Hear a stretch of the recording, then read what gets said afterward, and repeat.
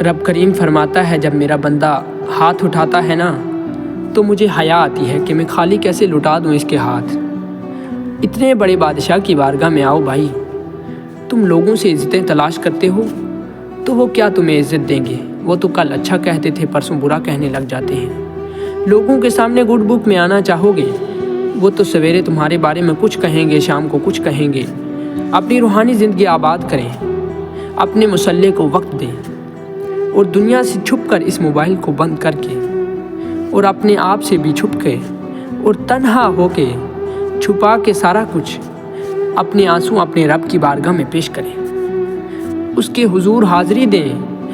سنو نا ترمذی کی حدیث اور اسے یاد رکھنا، نبی پاک علیہ الصلاۃ والسلام نے فرمایا اپنے دکھ لوگوں کے سامنے نہ بیان کرنا، سیٹھوں نوابوں کو نہ بتاتے پھرنا، دنیا داروں کے سامنے جا کے نہ رونا کہ میں تکلیف میں ہوں۔ فرمایا اگر دنیا داروں کو دکھ بتاؤ گے رب تمہیں کبھی غنی نہیں کرے گا، اور لوگ ہیں کہ الٹا مذاق اڑائیں گے۔ آپ کی جس سے بڑی پکی یاری ہے نا، پکی وہ تب تک پکی ہے جب تک آپ نے 50,000 مانگا نہیں، اور جس وقت آپ نے کہہ دیا کہ میں مجبور ہوں، میری مدد کر دو، پھر ختم ہو گئی دوستی۔ لوگوں کے تعلقات آپ کے ساتھ تب تک ہیں جب تک آپ ان سے کوئی ضرورت وابستہ نہیں کرتے۔ کریم محبوب فرمانے لگے بندوں کے ساتھ دکھ نہ بیان کرنا، اللہ تجھے کبھی غنی نہیں کرے گا۔ تو اپنے دکھ اپنے رب کو بتا، تو دعائیں مانگ، تو اس کی بارگاہ میں حاضر ہو، تو اس کے حضور عرض کر۔ فرمایا اپنے دکھ اپنے رب کو بتا، وہ جلدی کرے یا دیر کرے تجھے ساری دنیا سے بے نیاز کر دے۔ مولانا رومی رحمۃ اللہ علیہ فرماتے ہیں بہت بڑا مجرم تھا ایک بندہ، بہت بڑا گنہگار تھا، بت کو پوجتا تھا، تھک گیا، ساری رات بت کے سامنے کھڑا تھا، معاذ اللہ یا سنم کہتے کہتے تھک گیا، نیند آ گئی، اونگ آ گئی۔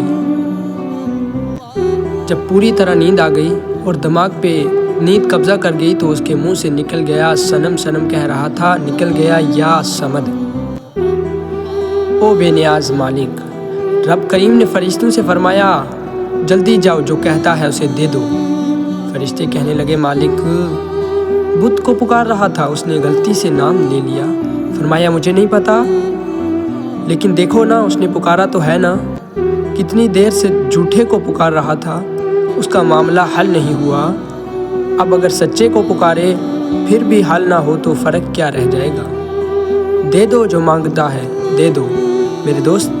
اگر پتہ چل جائے نا وہ کریم کتنا ہے، وہ مہربان کتنا ہے۔